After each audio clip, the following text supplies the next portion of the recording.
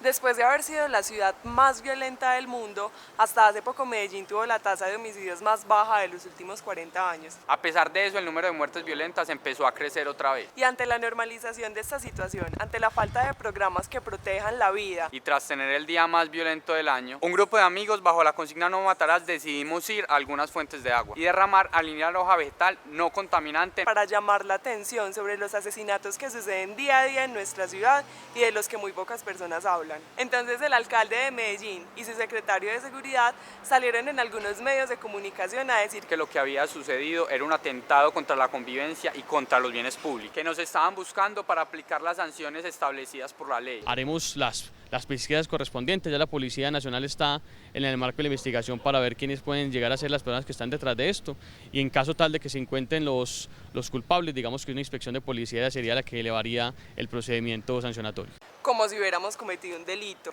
Rechazamos cualquier forma de criminalización de la protesta pacífica ciudadana por parte de la Alcaldía de Medellín. Mal por el alcalde. Además, habían dicho que el cambio de agua de las fuentes iba a costar 50 millones de pesos, luego dijeron que iba a costar 8 millones de pesos, pero en realidad costó 3.070.133 pesos. Y por eso queremos empezar esta campaña, para devolverle a la ciudad el dinero que invirtió en el cambio del agua de las fuentes. Queremos recoger 3.070.133 pesos colombianos, cambiarlos por monedas y entregárselo a muchas personas, para que cada una lance una moneda a una fuente de la ciudad pidiendo un deseo por la vida y contra el asesinato.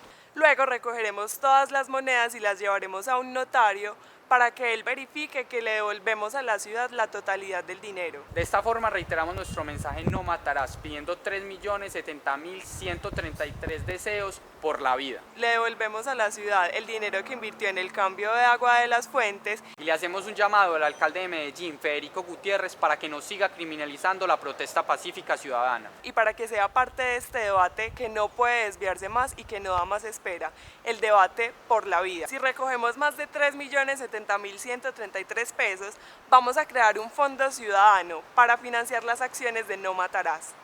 No matarás.